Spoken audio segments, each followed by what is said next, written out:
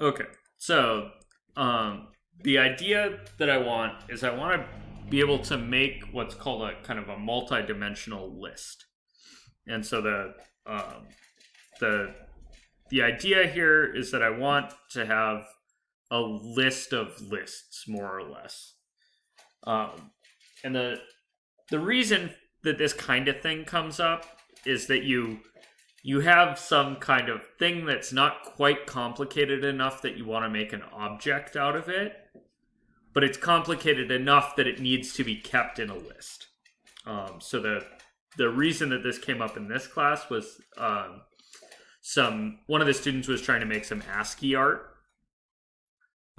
So that ASCII for these kind of drawings, he wanted them to print side by side, and really what they are is just a set of strings, and they're just kind of a drawing of dice, and he wanted to make it so that they would appear side by side.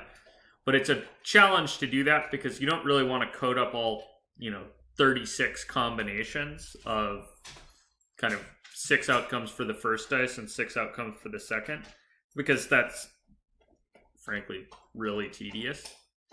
So there should be a way to do it that's a little easier.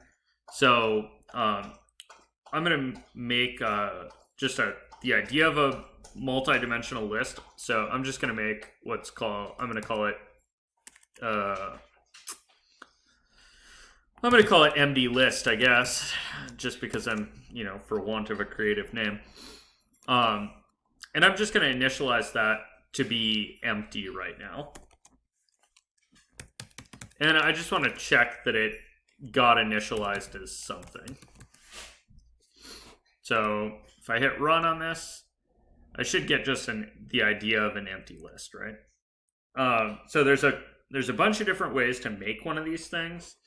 The easiest way to make one is just to know what you want to have in it to start with. And so if I know what I want to have in it to start with, like say I want to have the list 1, 2, and the list 3, 4 in here.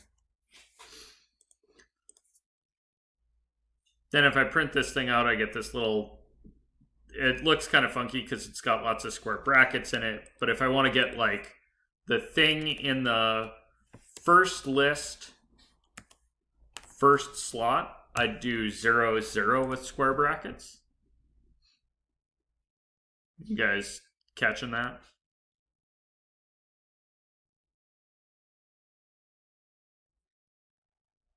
Did I lose you all?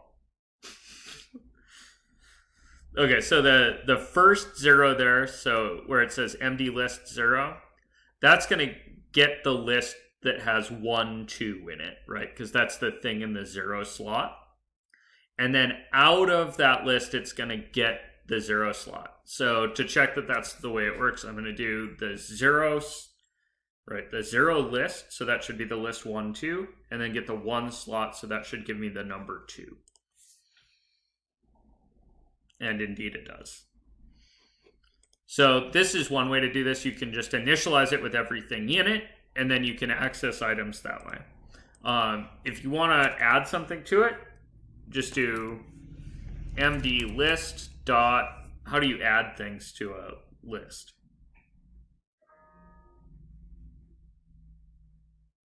Yep, perfect. Oh, it's even the first one here, right? So just do append, and then what do you want to append? I don't know, maybe let's append 5, 6. And if I hit run, it doesn't do anything different because I'm not asking it to print out the whole thing. So if I wanted to print out the whole thing, I get now this list with 5, 6 appended to it. Do be careful. It will very happily let you do some... Okay, so it's nice it doesn't let me accidentally append 5, 6, but it will very happily let me append 5 to the end of the list. Why is that a thing I should be careful of?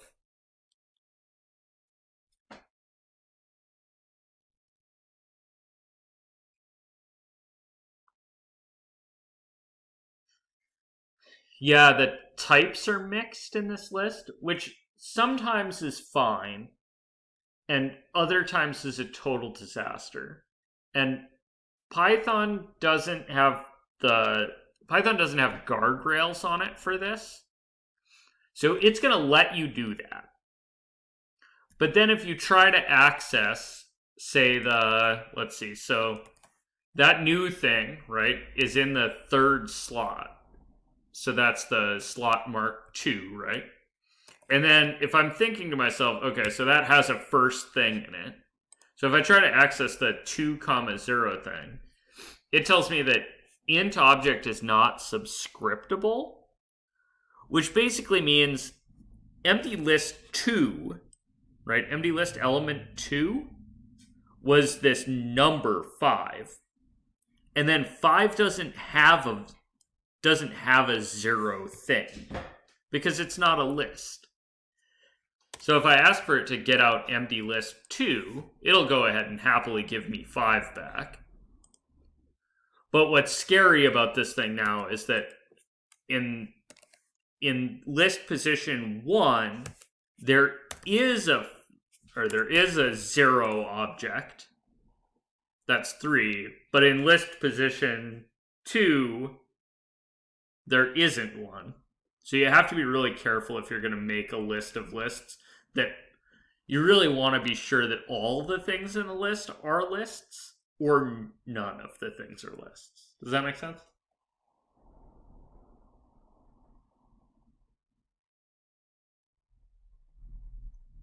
This probably goes in general. You really should make sure that if you're filling up a list with stuff, it's probably best if all the stuff is the same kind of thing.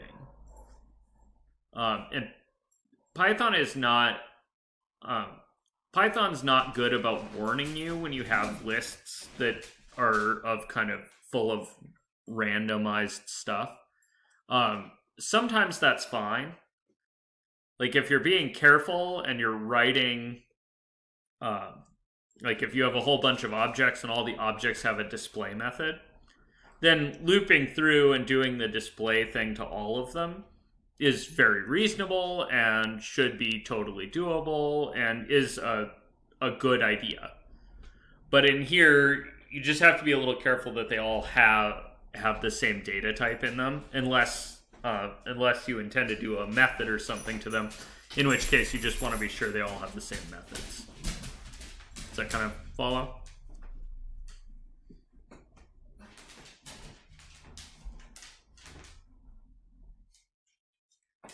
Okay. Hearing no complaints, I'll assume it follows. All right, so if I appended, say, 5, 6 to this thing, that's kind of one option that I might have. Oh, and I have an extra square bracket. Okay. So now I might be interested in printing out everything in this list. And if you want to print everything out, there's some kind of for loop structure that's worth noting. So you can do for a row in MD list, and there's nothing special about the name row, I just picked it. But that's really because I'm thinking about these things as being the rows in a list. So the kind of way I'm thinking here is I'm thinking that this list looks like 1, 2, and then in the next row I'm thinking that oops, those are the wrong brackets. I'm thinking that it looks like 3, 4, and then in the next row it looks like 5, 6. And if Grace is still in here, maybe she can tell us what mathematical object I'm trying to mine.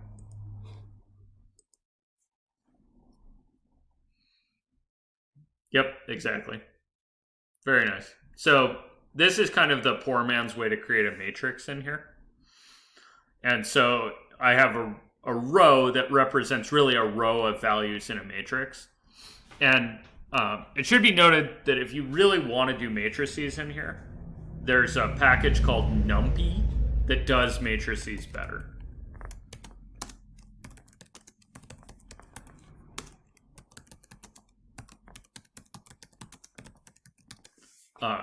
if you want to do math with matrices, NumPy is NumPy, right? Is the right package for that. But if you just want to keep lists of lists, you can go ahead and do that in native Python. It does it just fine.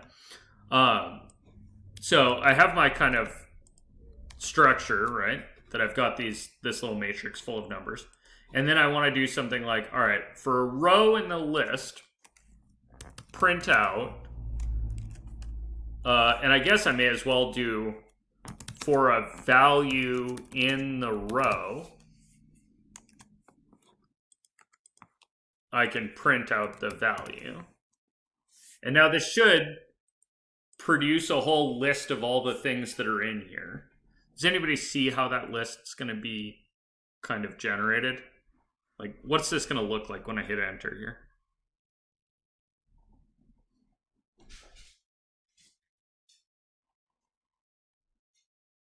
Yeah, so what order are they going to go in?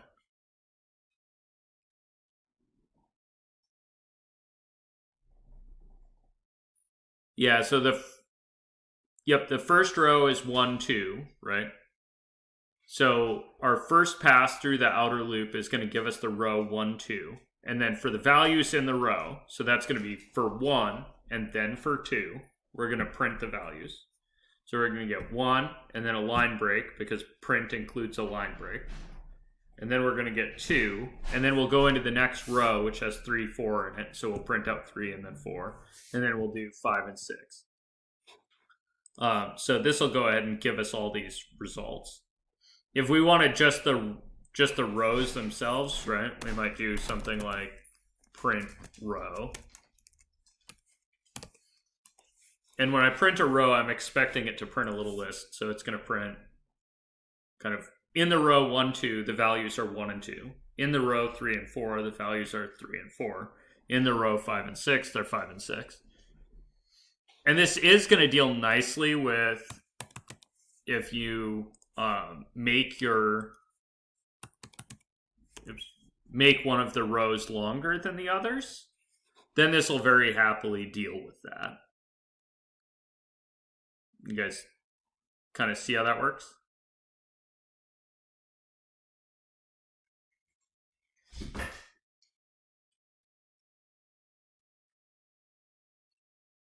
Yeah, I really, really love this this way of doing for loops in Python. So that first thing, right, this part where I said for row, the row there is a variable declaration, right? So it's declaring a variable called row, and then it's just grabbing the first element out of MD list to fill it up the first time, and then the second time through it'll fill it up with whatever's second, and it'll just go through this process. This thing will work on any kind of iterable. So things that are iterable in Python include strings and lists, and actually there's a couple native iterables, like the range function returns an iterable. But then there's also a dictionary which will let you go through that. If you want to loop through a dictionary, you can do for key comma value, I think, and it'll give you both pieces of the dictionary.